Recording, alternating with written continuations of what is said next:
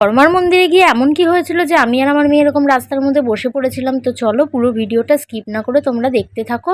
তো প্রথম দিয়ে ভিডিওটা শুরু করা যাক। তো হ্যালো বন্ধুরা, কেমন আছো সবাই? আশা করি সবাই ভালো আছে, আমিও খুব ভালো আছি। এদিকে দেখো আমরা সকাল সকাল স্নান করে রেডি হয়ে নিয়েছিলাম। তো এটা কিন্তু অনেকদিন আগের ভিডিও। আর এদিকে বোন আর বোনের বর রেডি হয়ে গেছে, তো ওদের জন্যই আজকে বেসিক্যালি যাওয়া। তো এখানে দেখো আমরা সবাই রেডি হয়ে গেছি আর রাস্তায় বেরিয়েও পড়েছি। তো এই দেখো বোন বারবার বলছিল আমাকে ভিডিওতে নিস না, ভালো লাগছে না। আমি যে ভালো লাগছে।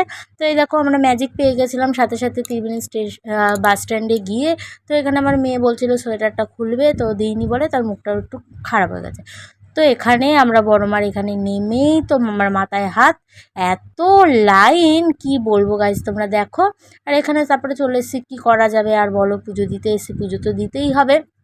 তারপরে এখানে একটু গঙ্গায় চলে এসেছিলাম, গঙ্গায় একটু মানে জল দিতে গায়ে।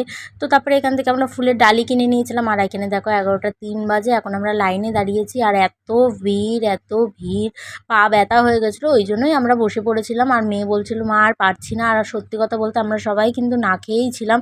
আর দেখো 11টায় লাইনে দাঁড়িয়ে এখন 1:30 বাজে, এখন আমরা এই মন্দিরে ঢুকবো। তো আমরা যেই টাইমে ঢুকেছিলাম সেই টাইমে কিন্তু আরতি হচ্ছিল। তো আমাদের ভাগ্যটা খুবই ভালো ছিল। তারপরে ওখানে পুজো দিয়ে আর বেশি কিছু ভিডিও করতে পারিনি, খেয়ে দিয়ে সোজা চলেছিলাম ট্রেনে, টাইম হয়ে গেছিলো। তো ভিডিওটি ভালো লাগলো অবশ্যই লাইক কমেন্ট করে দিও। দেখা হচ্ছে